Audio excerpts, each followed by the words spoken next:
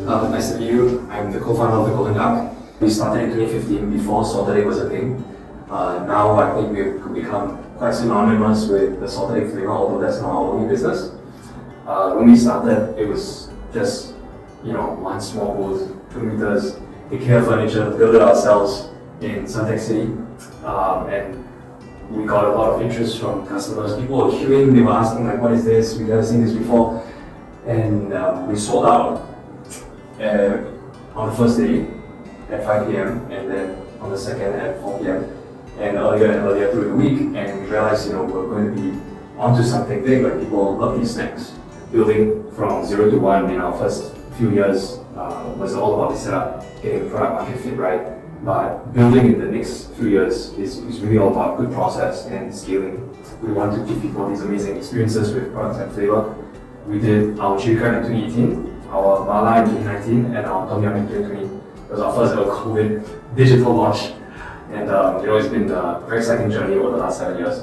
We've now gone into more than 10 countries worldwide.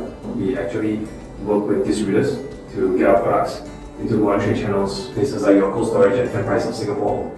And that's where we find our first customer is somebody who has a familiar sense of Asian food and Asian culture. We go anywhere, there are Asians who love great food, and that's really what we stand for. I really see the US blowing up. I think it's a country that has great potential. There are lots of Chinese that are there. It's a great space because when we find the Asian consumer who lives overseas, these people miss the flavors of home so much, and that's where we're coming in. I think hiring, getting the right people is one of the most difficult challenges we've seen through in the last 7 years and kind of overcome.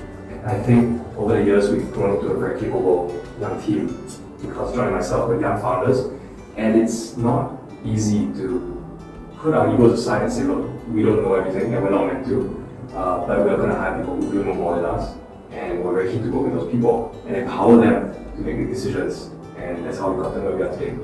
The most rewarding journey is always about the team that we have, the people that we meet, that we work with, our suppliers and distributors, people who build this brand alongside ourselves.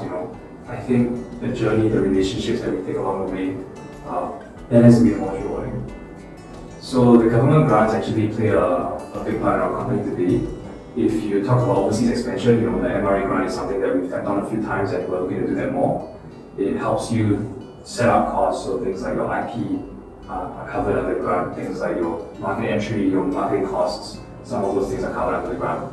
I think the way that the government provides these platforms for companies is something that I'm very grateful for. I wish I had tapped on it sooner. SBF actually made a lot of interactions, so some of these companies we're already working with.